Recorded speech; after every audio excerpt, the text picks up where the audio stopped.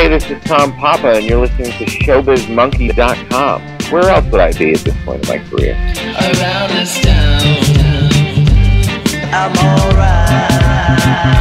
Around this town, I'm alright. I mean, no consequence when you playing with the fire. Move to the left. With regards to Garden State, did Zach approach you to come up with a song for the soundtrack, or did you ask him if you could be a part of that whole? No, Zach had been working on that script for a while, because we went to school together, and when he moved out to LA, he really didn't know anybody. He was waiting tables, and at the time I was playing open mics, and we were just broke artists together in Los Angeles, and that's where most of my friendships in LA came from. And it's funny the success that he's had now, but to be honest, at the time, Zach was just another broke artist friend. And then suddenly this thing happened with the Scrubs deal, and it was just like, what? And he had this, all the success through that. And because the thing is, I always thought of Zach as a writer and director more than an actor. I mean, he's brilliant at both, but he was always working. He was always telling me about the script he was working on, always giving me drafts of the script. And so finally, when he got the money to make it, he went off and did the movie and then came back. And at the time, it was just this little indie movie that, nobody really cared about, because everybody was like, well, what's this TV doctor guy, comedy guy thinking he can do this movie? No one knew how brilliant he was.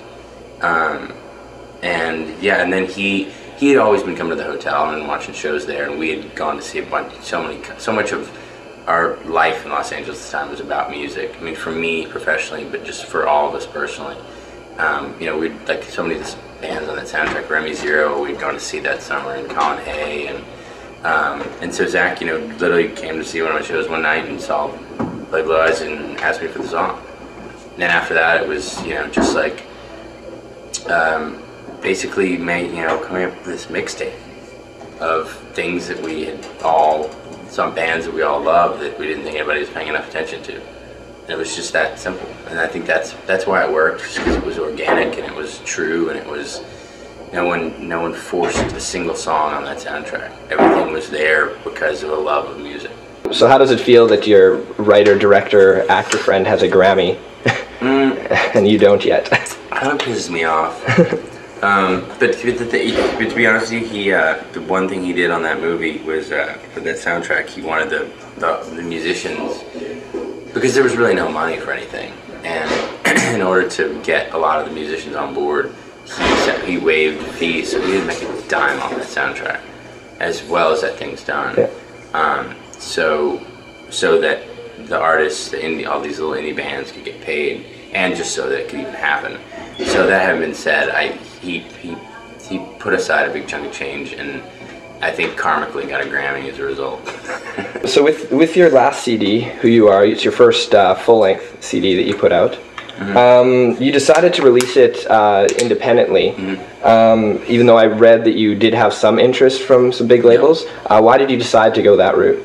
I'm a stubborn bastard, and I don't do well with authority, and I wouldn't have lasted long in a major label situation, just because I've done it. I guess I'd also done it independently on my own. Been running an indie label out of my bedroom, and just decided to partner up with another indie, and just so it stepped it up a notch. Instead of, I've just some friends of mine have had success with that, and some friends of mine have gotten totally screwed by that process.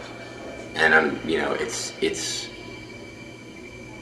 I guess for me, it's just about having that control and not wanting to lose that control, and holding on to it for dear life. And the only way I was certain I could do that is by keeping independence. Because that's the other thing, is you can do the major label way, and if it works, then if through some weird fate it works, you can have a lot of power in that sense, and in that position. But these days, it's just the risk of that, how much money they spend on you versus how much money they want to get back from you.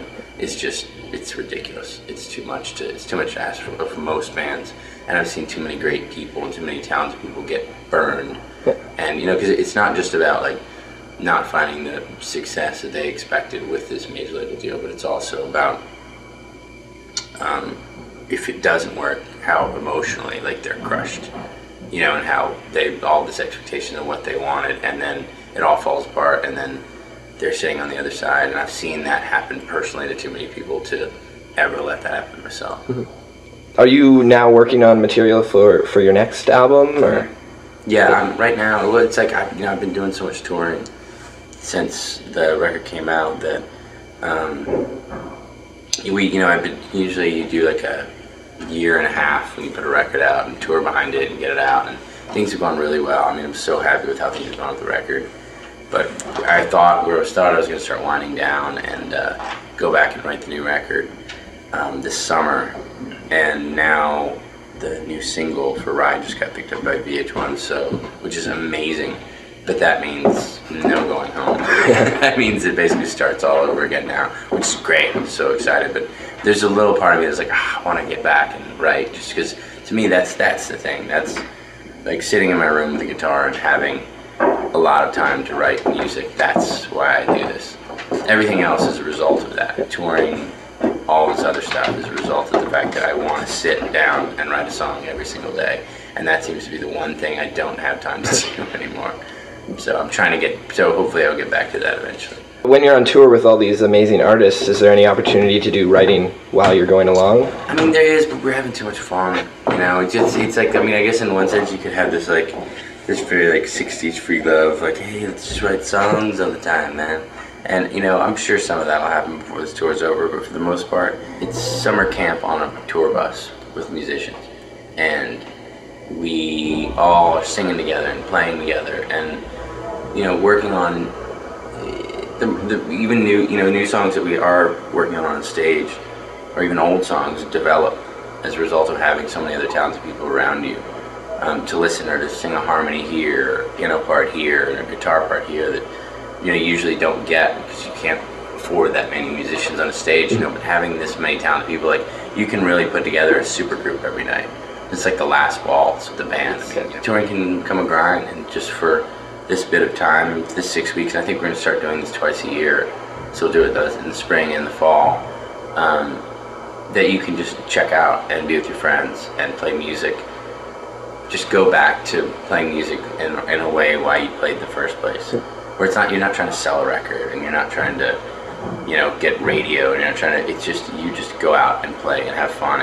And it's not that we ignore the audience in any way, but it's a different relationship than normal shows, because I feel like we're all having a great time on stage and focused on each other, and then that spills out into the crowd, as opposed to it being just playing at or for a crowd. It's just we originate this energy on the stage, and it just kind of flows out, and so it ends up feeling like everybody in the room is a part of this thing, as opposed to somebody trying to be a rock star. ShowbizMonkeys.com